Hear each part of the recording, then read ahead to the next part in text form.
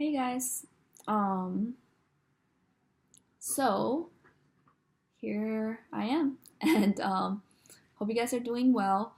Um, as you can see, I mean, my tick has been getting worse and worse every time we speak. But this last few week has been really hard because or last few days, sorry, it was the last.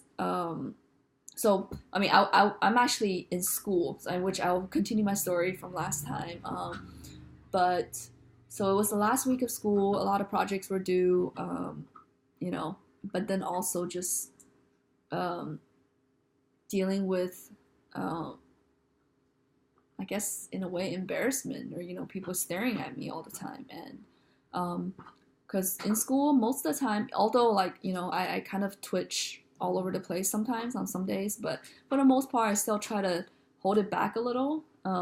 Just because, I don't feel 100% comfortable, letting people see exactly what happens when I start ticking. And so,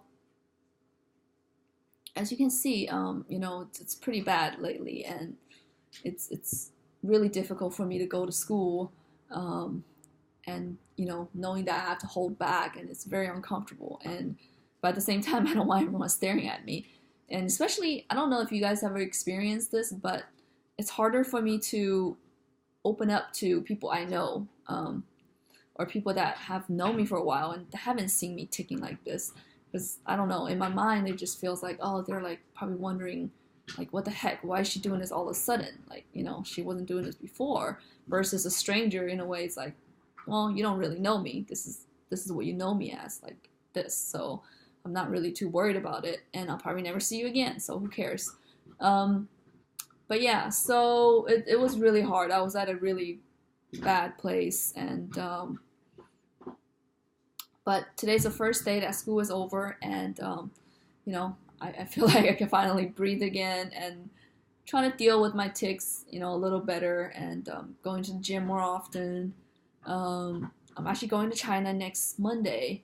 Um, I'm I'm really excited and at the same time kind of scared because I am gonna see my high school best friend, all of her friends, just people that I guess kind of sort of I feel like have expectation of me, or I mean I'm sure they don't care, like, but it's just that's just how I feel. But I told you guys that I was going to finish my story about me because um, you know I, I don't want people to know me as the person that has this problem, this tick problem, and just that's the first thing they know me of. I want people to know me as who I am, but then oh yeah, I have this problem also, by the way. So so yeah, so um, um, yeah, I know last time I left it off as I started having panic attacks, and then I was a banker, and I had to do cold calls, I had to talk to people. My whole life was being social, or my whole life at work was being social. So I couldn't really function anymore, and then doctor had to give me Xanax, um, and that's kind of the beginning of the downfall, honestly. Um, I remember the first time I took Xanax, I was like, oh my god, like all my problem has been resolved. Like this is what I was missing my this whole time. Like, I feel like I was invincible. I was like the coolest fish in the ocean. Like I was just chilling. Like, I'm not afraid of anything. I remember the first day, like that day I made like probably 50 calls. Like I wanted to talk to people. I wanted to call people. I was not afraid of anything. Um, but then, of course, you know that with any medication, there's the side effects, and not just the side effects, but also, um, you know, having the like as you keep taking it, you have to increase your dosage and things like that. And so I got to a really, really bad place with Xanax that I couldn't function. I literally couldn't walk out of my house. I became, what's that, agoraphobic? I'm not sure if I'm saying it right, but where people like that couldn't leave the house. I had to stay home because, without medication, the moment I step out of my door, even to get like my mail or something, just panic attacks like right away. Um, so yeah, so it and then like my memory was being destroyed. There's just a lot of things that went on with it where I had to stop. So that was another side story how difficult it was to stop. And I believe I actually talked about this in one of the earlier videos. And that's actually, it took finding a book called Dare, which I also referenced in one of those videos. So if you guys want to know about that, highly recommend it for anyone that has anxiety or anything, panic attacks, to read about the book. But it helped me get off medication, and that's, well, before I got off medication, I got to a point where I couldn't, even on medication, I couldn't work anymore, without increasing my dosage. And it just got to a place that was so bad that at first I only feared a certain type of people. I feared people that I felt intimidated by, like people that are very, high class, wealthy clients, things like that. Eventually, it kind of become a generalized, like I just feared people, period. It doesn't matter who it is, male, female, what age you are. So I had to quit. I had to, even though it helped me pay my bills. I was making really good money. I had to leave because it just I couldn't sustain that lifestyle. And after I quit, I went through a period of what do I do? Like, what do I do with myself? And but I knew from working at where I worked that one thing for sure I wouldn't do is to find a job based on how much it gets paid. Like I wanted to make sure that I'm doing something that I love and not because for money. And so I kind of explored around, like, people always say, do what you're passionate about. But the problem is, half the time we don't know what we're passionate about. I mean, how will we know if we never done it, So, I mean, like, sure, I was passionate about music. I was passionate about singing and dancing, but I never think I was good enough, in those things to make money. Like, I love karaoke. I love dancing in the club and things like that, but it wasn't something that I think I could make a living off. So then I was like, okay, maybe I like cooking, So then I went to a city college that offered a culinary program for 2 years. And the first year, I learned a lot. I definitely improved my culinary skills. I mean, like, big time. But the thing is, I realized I hate doing it. Like, what we see on TV, these chefs are being glorified, and in reality, it's nothing like that. You're doing the dirty work, you're doing the heavy work. I hated it. I actually absolutely hated it. So after a year, I quit. I like, the program was like, the first year was just cooking, you learning the actual skills, and the second year was learning the numbers and how to run a restaurant. So I feel like I quit at a good time because, I got all the good stuff out of the program, and then, the second year wouldn't really benefit me for my purpose. So, yeah, so I did that, and after that, I was more lost. It's like, okay, a year later, I didn't really, make any progress. So I was like, okay, I like drawing. Maybe I can, but I knew that same thing with dancing and singing. Like, I like it, I'm good at it, but I'm not good enough. I feel like, at least, I'm not good enough to make a living out of drawing. So I didn't want to, pursue like fine arts. And so what I ended up doing is I did visual communication, which is kind of like sort of like a fancy term for graphic design, except it's not just graphic design. It's not just, you know, you're kind of working with other stuff, other media stuff, anything that's visual. So I got accepted. Well, I started at a city college again, and then I got accepted and finally transferred to a university. And it's there when I so the design program in that school, there's industrial design and there is product design. I mean, sorry, industrial design and visual communication. They're the two departments. They're the two parts in that design department. For both, for whether you're industrial design or whether you're visual communication, we all had to take the first semester similar classes. So we're kind of, you know, all these students taking the same classes, and it is then I met, you know, people there, and I start asking them like, what is industrial design, because I have no idea what that is. And that's when they told me, yeah, we do this, we make products, you know, we design them and we make them. And I was like, whoa, this is way cooler than what I'm doing. Like, I'm making posters, you know, you guys are making things. Like, this is what I want to do. So after a while of debating and thinking, and I decided to switch my major from visual communication to industrial design. And I feel like that's one of the greatest decision I made. It was scary doing it because you never know what the outcome is. You know, when you do it, you don't know whether you're gonna like it or not. You don't know whether you're going to, you know, make a mistake or not. But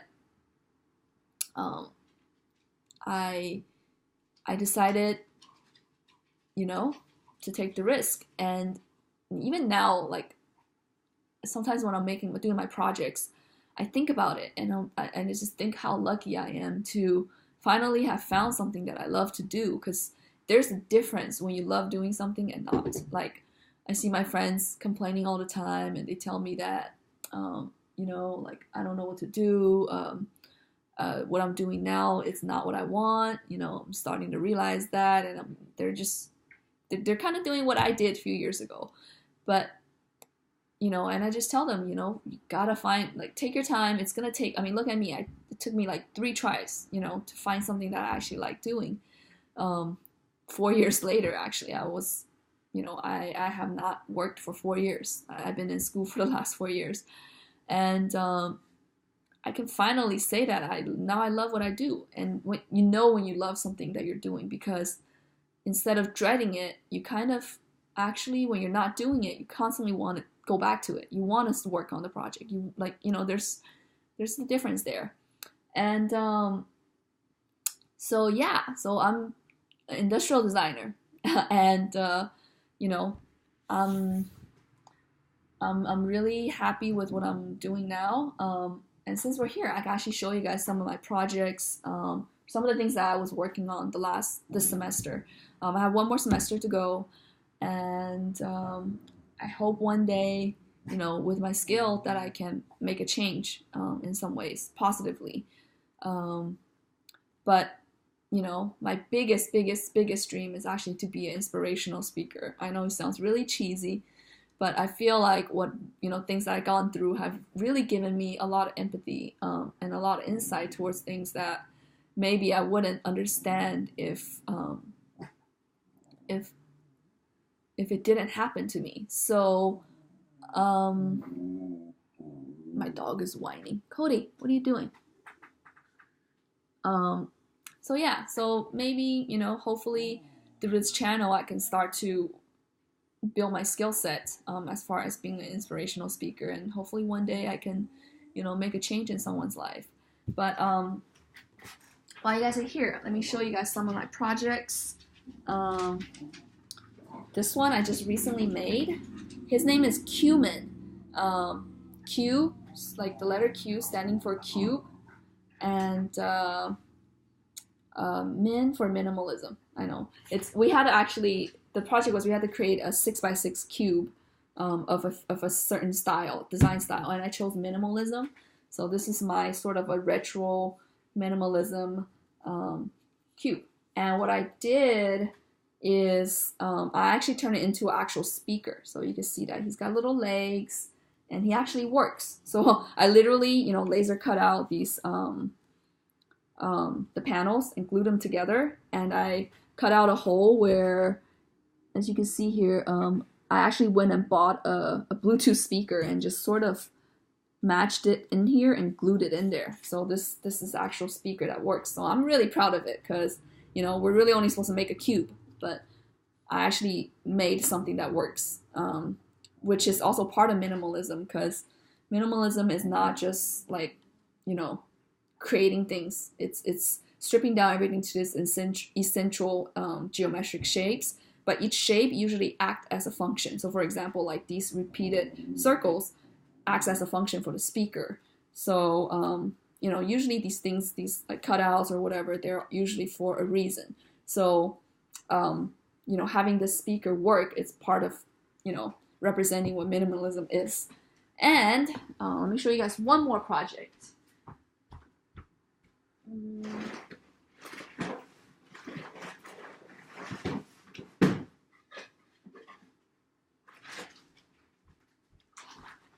So this is the last one I've been working on.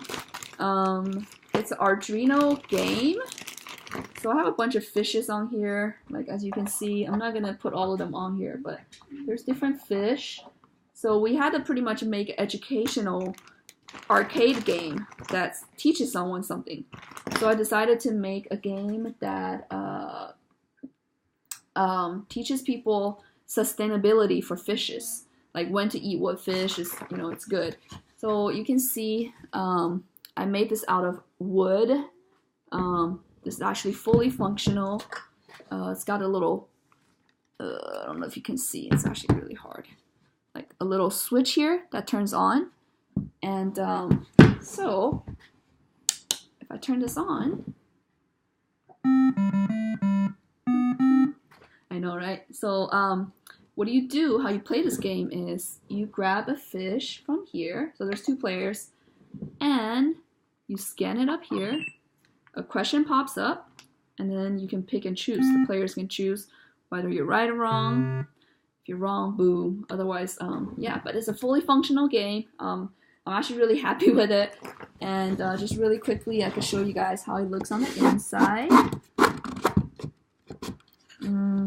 So if you're familiar with Arduino, then you kind of already know. There's a speaker in there. There's a breadboard, circuit board, a battery, a bunch of things.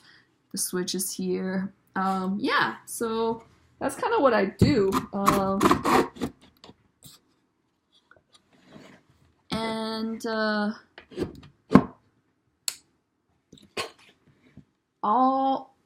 me put this away here. Yeah, so I hope you guys enjoyed the little projects that I do.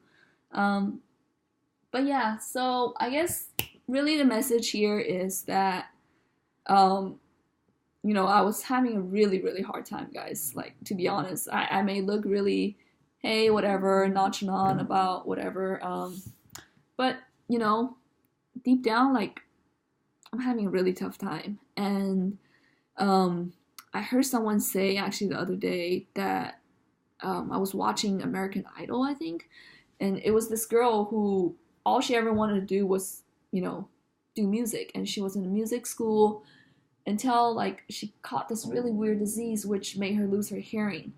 And she's deaf, she's legally deaf, and being deaf, she can't sing, she can't hear anything.